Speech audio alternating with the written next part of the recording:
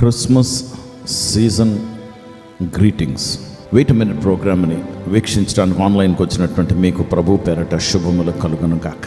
ప్రియమైన వారలారా, ఇంగ్లీష్ బైబిల్లో మత్తయి సువార్త 4వ అధ్యాయం 16వ వచనంలో the people living in darkness have seen a great light. ఇది మొట్టమొదటి భాగం.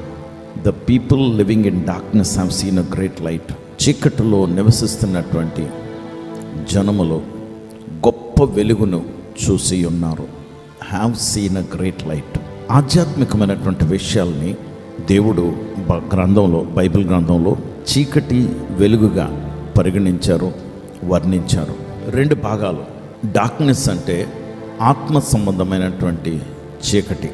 అవును, భౌతికంగా కూడా చీకటిని చూడగానే ఒకలాంటి భయం పుడుతూ ఉంటుంది మనకి. కనుక దానిని బట్టి అర్థం ఏంటంటే చీకటి ఆత్మ సంబంధమైనటువంటి దురాత్మలకి, సాతాండికి, వాడి రాజ్యానికి సాదృశ్యము. ఈ చీకటి రాజ్యములో నివసిస్తున్నటువంటి వారికి గొప్ప వెలుగు వచ్చి ఉన్నది, గొప్ప వెలుగు ప్రకాశిస్తున్నది. ఈ వెలుగు ఎవరిని సూచిస్తుందంటే ప్రభు అయినటువంటి యేసుకి. ఆయన భూమి మీదకి రావటం వల్ల ఆత్మ సంబంధమైనటువంటి గొప్ప వెలుగు తీసుకొచ్చారు. ఈ భూమి చీకటిలో ఉంది. ఈ చీకటికి అధికారి ఎవరంటే సాతాండు. సాతాండు మీకు తెలుసు. ఈ తక్కువ సమయంలో మొత్తం అంతా వర్ణించడానికి సమయం ఉండదు, కానీ సాతాండు అంటే చెడుకి సాదృశ్యం. సాతాండు ఒకప్పుడు దేవుని దూత, దేవుని చేత సృష్టింపబడినటువంటి, దేవుని పనిముట్టుగా వాడబడవలసినటువంటి వాడు. కానీ యాంబిషన్, కోరిక, నేనేదో అయిపోవాలి అని ఆ కోరిక వాడిని భూమి మీదకి పడద్రోయబట్టడానికి అవకాశం వచ్చింది.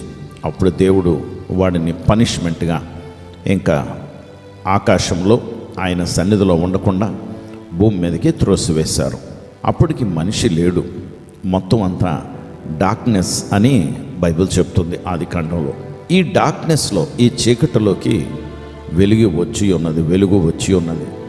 నూతన నిబంధనలో ఇలాంటి చీకటిలో బ్రతుకుతున్నటువంటి జనములు ఇంచుమించు 4000 సంవత్సరాలు బ్రతికిన తర్వాత దేవుడు కాలం పరిపూర్ణమైనప్పుడు గొప్ప వెలుగుని పంపించారు. ఈ వెలుగు ఎవరిని బట్టి వచ్చిందని బైబిల్ చెప్తుందంటే యేసు ప్రభు వారిని బట్టి. కనుక గొప్ప వెలుగు కలిగి ఉన్నది. ఆధ్యాత్మికమైనటువంటి వెలుగులో బ్రతకటానికి చీకటిలో బ్రతుకుతున్నటువంటి మనుషులకి ఒక గొప్ప అవకాశం వచ్చింది. దేవుని బిడ్డలారా, చీకటికి ఈ వెలుగు అర్థం కాలేదట. చీకటి ఈ వెలుగుకి ఎప్పుడూ వ్యతిరేకంగా ఉండటానికి ప్రయత్నంలో ఉంటూ ఉంది. అందుకే సాతాండు వాడిని ఆశ్రయిస్తున్నటువంటి వారికి యేసు ప్రభు వారి యొక్క సువార్త, యేసు ప్రభు వారి యొక్క పని, యేసు ప్రభు వారి యొక్క రాజ్యము, యేసు ప్రభు వారి యొక్క బిడ్డలు పడదు. అయితే ఈ వెలుగుకి చీకటికి పోరాటంలో దేవుడు ఎవరండి? దేవుడు ఓడిపోతాడా? నెవర్. దేవుడు ఓడిపోయేవాడంటే ఆయన దేవుడు కాదు, సాతాండే దేవుడు అయిపోవాలి. కానీ సాతాండే దేవుడు కాలేదే. కాబట్టి సృష్టికర్త అయినటువంటి దేవుడు తన కుమారుణ్ణే భూమి మీదకి పంపించారు మనకి వెలుగు కలగటానికి. ఆ వెలుగుని తీసుకొచ్చినటువంటి ప్రభు అయినటువంటి యేసును బట్టి దేవునికి స్తోత్రము, దేవునికి వందనాలు. కానీ ఇందులో ఒక చిన్న కిటుకు ఉంది. వెలుగు వచ్చింది, వెలుగు ఉంది, కానీ చీకటిలో ఉన్న, ఆ చీకటిలో సంచరిస్తున్నటువంటి చీకటిలో బ్రతుకుతున్నటువంటి ప్రజలు ఆయనను అంగీకరించాలి. ఆ వెలుగులో ఉండటానికి వారికి స్వేచ్ఛ ఇచ్చారు. వారి ఇష్టం ఉంటే ఉండొచ్చు, లేకపోతే చీకటినే ఆశ్రయించవచ్చు.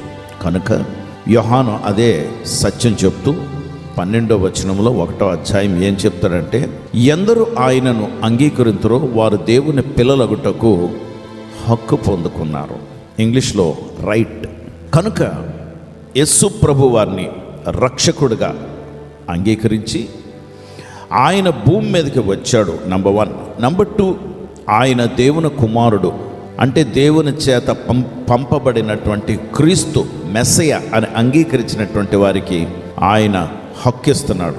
మూడో విషయం, మీరు నమ్మవలసిన విషయం, ఆయన నీ కొరకే చనిపోయాడని, నా కొరకే చనిపోయాడని. ఆయన చనిపోయి సమాధిలో ఆగిపోలేదు, తిరిగి లేచాడు, ఆరోహణుడైపోయి తండ్రి దగ్గర కూర్చుని ఉన్నాడు అని విశ్వసిస్తే నువ్వు దేవుని బిడ్డవి. దేవుని బిడ్డలకి అసాధ్యమైనది ఏదీ లేదు. అది శుభవార్త. ఈ చీకటి నుండి నువ్వు వెలుగులోకి రావటానికి ఇష్టపడుతున్నావా ఈరోజు? అది క్రిస్మస్ మెసేజ్. అంగీకరిస్తావా? ఆ వెలుగు బిడ్డగా నువ్వు జీవిస్తూ వెలుగు కార్యాలు చేసుకుంటూ ఎవరికీ తెలియకూడదని రహస్యంగా దాచుకుంటామే, అది చీకటికి సంబంధించినటువంటి బ్రతుకు. తప్పు చేయరు, దేవుడు తప్పు చేయనివ్వరు, ఆయనలో ఏ భేదమూ లేదు. అలాగే క్రీస్తు వారిలో ఏ భేదము లేదు, ఏ తప్పు లేదు, ఏ పాపము లేదు. నిష్కపటమైన వాడు, కలంకము డాగు మచ్చ లేనివాడు. ఆయన అంగీకరిస్తే ఆ వెలుగులో నేనున్నట్లు మీరు కూడా ఉందరు కాక. పరిశుద్ధుడా ప్రభా, నీకు వందనాలు, స్తోత్రాలు. ఈ ఉదయం నీ బిడ్డల్ని జ్ఞాపకం చేసుకోండి. మాకందరికీ నువ్వు వెలుగునివ్వటానికని, వెలుగుని మేము ఆశ్రయించి, వెలుగులో అన్నీ కనబడుతుంటాయి కనుక బయలైపోతుంటాయి. పాపము కనబడుతుంటుంది, అది నీ దగ్గర ఒప్పుకుంటే అది నీ రక్తంలో శుద్ధి చేసేయటానికి భూమి మీదకి వచ్చావు. పాప క్షమాపణ మాకు ఇవ్వటానికి వచ్చావు.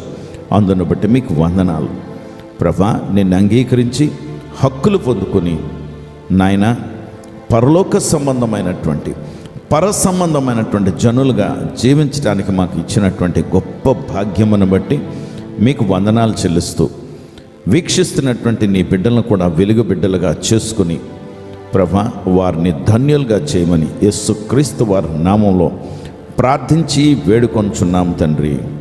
ఆమేన్.